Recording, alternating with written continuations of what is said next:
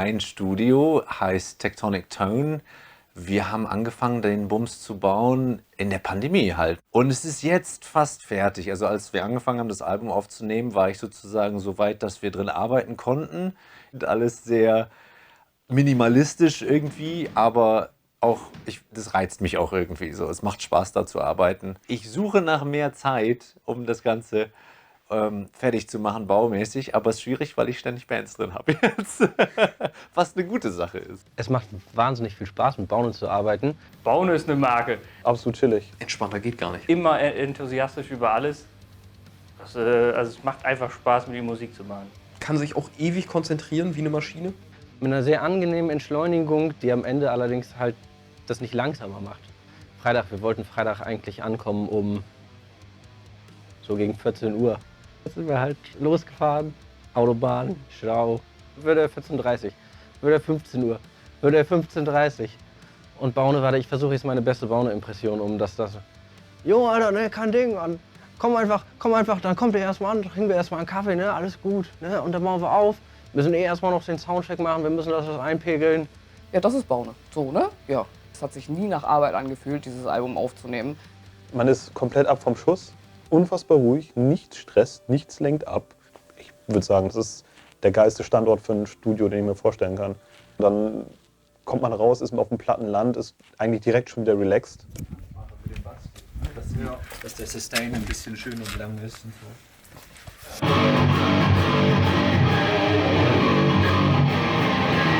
Ja, genau, es ist schon, ich finde es schon geil mit. Ja. Vor allen Dingen wieder dieses Low-End-Ding, ne? Wir haben uns dieses Mal wirklich irgendwie ganz anders in die Vorproduktion gekniet. Wir haben uns nochmal zusammengesetzt und wirklich en Detail die Songs durchgegangen. Was wollen wir wo anders machen, was wollen wir wo genau wie spielen. Man spielt seine Songs, man spielt sie im Proberaum, man weiß, ich kann das. Das hat live immer funktioniert. Und dann kommt die Studiosituation und man denkt sich, ist das 100%ig richtig? Haben wir exakt denselben Anschlag?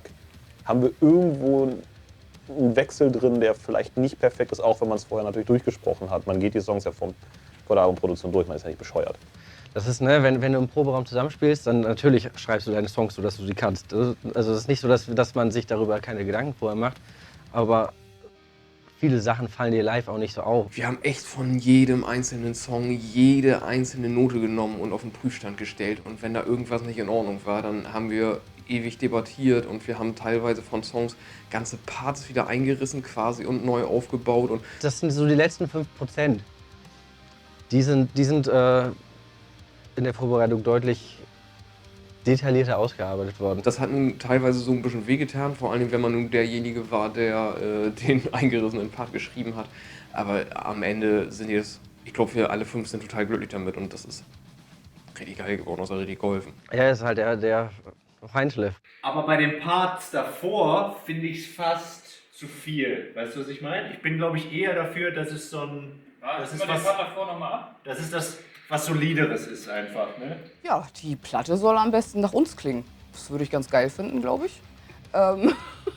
Es ist immer so ein interessanter Prozess, sag ich mal, so den Sound zu finden, weil ich glaube, viele machen sich Gedanken über natürlich ihre Parts und ihren Sound individuell und nicht viele machen sich Gedanken über den Gesamtsound, bis sie es nicht vorliegen haben. Und insofern finde ich das ganz schön, dass ihr aus verschiedenen Ecken kommt und dass verschiedene Leute Interessen haben an Low-End oder an Breite oder an gewissen Gitarrensounds und sowas. Aber ich glaube, so das Allgemeine, so dieses, wo wohnt der Gesang levelmäßig, so wo wohnen die anderen Instrumente levelmäßig. Ich glaube, da wart ihr euch von vornherein alle immer ziemlich einig. Und insofern hat es das einfach gemacht.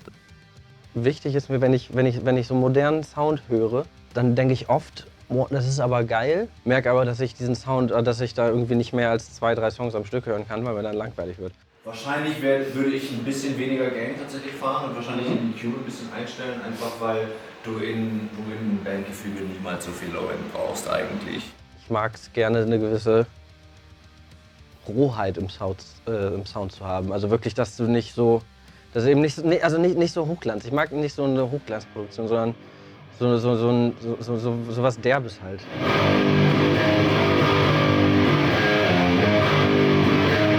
Ich spiele ja bis aufs tiefe G runter. Und da muss man natürlich direkt an so diese Djent-Musik denken. Und die fahren zum Beispiel mit wahnsinnig wenig Gain und sehr, sehr clean, also relativ clean.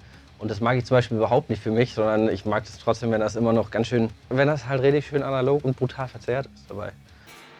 Auf der C klang's geil, das G war mir jetzt ein bisschen schwammig. Da bin ich fast am Überlegen, ob ich doch ein. Ich probiere mal einen Overdrive oder 2. Einfach aus Jux und Dollerei.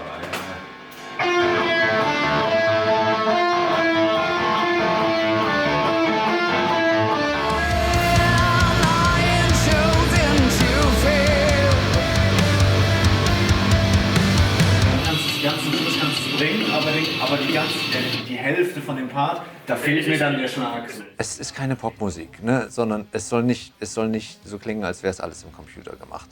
Sondern es soll klingen wie 4, 5 Leute, die in einem Raum zusammenspielen. Aber das so modern und knackig und fett und gut wie möglich. So, ne?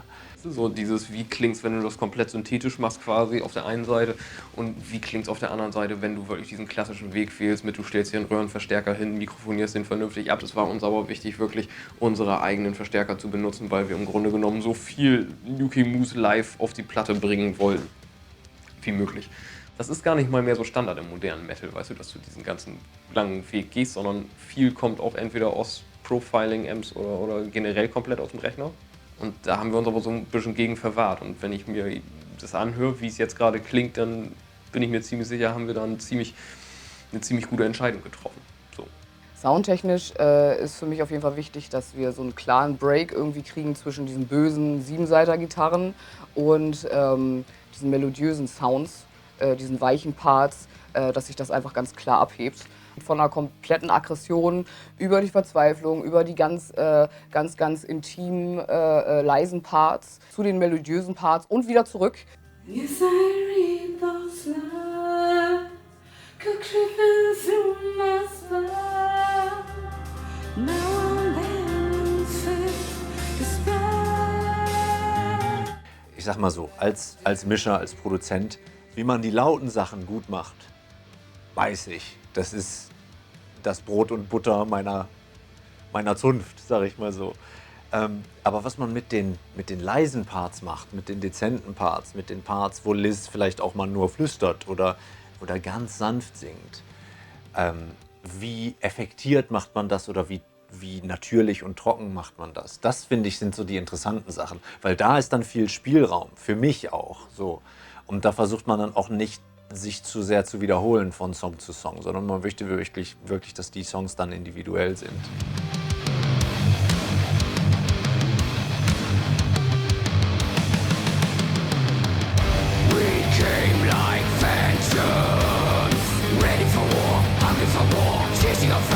Und die sind Metal-Gitarristen. Ritual, das war auch so ein Ding. Diesen Song habe ich lange nicht als Single-Auskopplung gesehen. Ich kam in die Band und die haben gesagt, so, hier habe ich ein Video, eine Story. Ich habe auch die halben Szenen schon irgendwie im Kasten. Hier ist das Instrumental, das ist die Story dazu, die Geschichte. Schreib da mal jetzt einen Text drauf. Okay, so ein bisschen Druck dahinter und eine andere Arbeitsweise, als ich sonst an den Tag lege.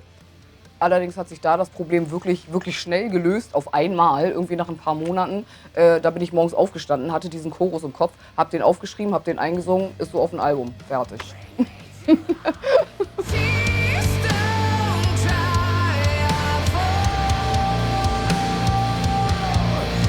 Ja, also die Recordings selbst gingen irgendwie über 3 Monate. Ne? Wir haben im Januar angefangen und das ging so bis in den April rein. Es hat sich mehr wie so ein Happening angefühlt, irgendwie geil. Wir fahren aber das ganze Wochenende hin, zumindest während meinen Aufnahmen. Wir haben uns hier quasi parasitär eingenistet, sind Freitagmittag gekommen, sind dann irgendwie jeweils übers Wochenende geblieben und Sonntagnachmittag, Abend sind wir dann weggefahren. Und dazwischen haben wir hier gepennt, gekocht, mit Baune zusammen gegessen, noch einen schönen Abend verbracht und so und einfach eine gute Zeit gehabt, weißt du. Und wenn du dich dann so wohl fühlst, hilft am Ende auch der Platte. All the rain in the desert, you can't remember your name because there ain't no one for to give you pain. Ich finde, es ist kein schwacher Song dabei. Ich glaube, wenn man selber davor sitzt als Band, dann hat man immer so Sorgenkinder irgendwie. Aber ich finde halt, die Mischung macht's. So. Und es ist nicht alles eine Single, klar, es sind auch Albumsongs dabei in dem Sinne. Aber was ich so schön finde, ist, dass es abwechslungsreich genug ist, dass ich nicht den Eindruck habe, irgendeine Sorte Song wiederholt sich zu sehr. Ne? Aber der mich nochmal so richtig abgeholt hat, jetzt beim Mischen, ist Parasite. Parasite ist einfach so ein Song, der ist voll auf die Nuss. Und das ist so ein Song, wenn ich hier sitze und mische und versuche, professionell zu sein und mich nicht emotional dabei gehen zu lassen. Ich muss immer Headbangen dabei. Ich sitze immer vorm Rechner und denke, den will ich aufdrehen. Das ist so ein Song, den will ich lauter machen. Ja, Lieblingssongs. Values? Ja, der macht zu spielen extrem viel Spaß, weil es mit der komplexeste ist. Für mich, also für mich spielerisch. Und weil er einfach dynamisch ist und an manchen Parts einfach so unfassbar ballert. Floating. Floating ist für mich vor allen Dingen ein Song, wo wirklich in diesen paar Minuten komplett alles drin ist. Also wir haben Aggression drin, wir haben die totale Verzweiflung drin. Einfach nur die Bridge von Train to Fail finde ich richtig geil. Auch unter anderem, weil ich sie geschrieben habe. Ritual, glaube ich tatsächlich, weil Ritual hat irgendwie so am meisten Konzept von der Platte. Im Grunde genommen ist alles, erscheint wie aus einem Guss und es hat ein bisschen mehr Anspruch insofern, als wir haben da dieses wirklich lange Live-Intro und haben uns da so ein bisschen Zeit gelassen, auch so nach dem Live-Intro, diese 4 Takte Pause, was du vielleicht in der ersten Single-Auskopplung normalerweise nicht machen würdest. Da haben wir uns ein bisschen was getraut, aber ich hoffe, die Leute mögen es. Mal gucken. Meine instinktive Antwort ist auf jeden Fall Parasite. Parasite ist einfach der Song ist super geil und ich liebe diese fucking Bridge.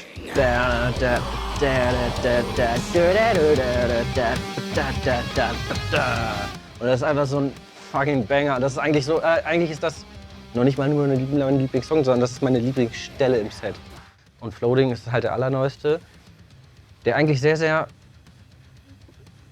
simplistisch ist. Sonst finde ich unseren neuesten am geilsten. Ich weiß gar nicht, hat der überhaupt schon einen richtigen, ne? Floating. Ist das der richtige Titel? Wahrscheinlich nur ein Arbeitstitel. Eigentlich richtiger Scheiß-Songname. Vielleicht aber auch der aktuelle Songtitel, weiß ich nicht. Lass mal den Titel noch anders machen. Ich finde Floating als Titel eigentlich scheiße, aber der Song ist geil. Der Song ist geil. Der hat wenig Schnörkel, aber funktioniert einfach. Also der ist sehr, sehr rund und macht viel Spaß auch.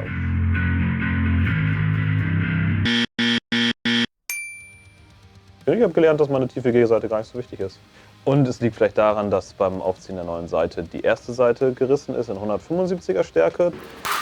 Dann habe ich eine 170er bestellt, die ist dann auch gerissen. Und dann dachte ich mir, ja gut, dann nehme ich halt die alte Seite, die ich ausgekocht habe, die 165er, und die ist dann auch gerissen. Also ich habe einfach keine Seiten. Und ich bin erstaunt, dass wir gar keine Einbüßen haben und es bisher im Gesamtkonzept sogar geiler klingt als mit der tiefen Seite.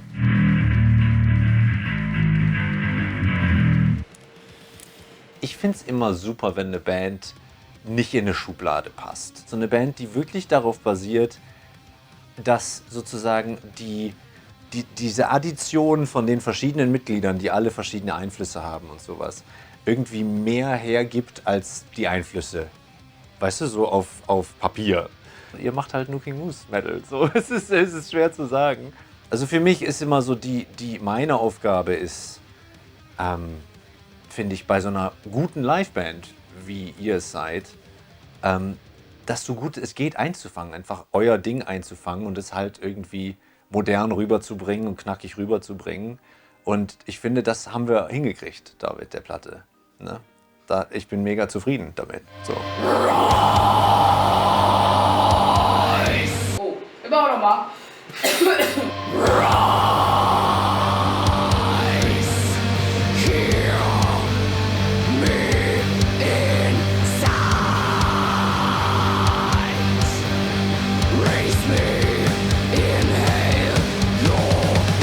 Schönes Ding.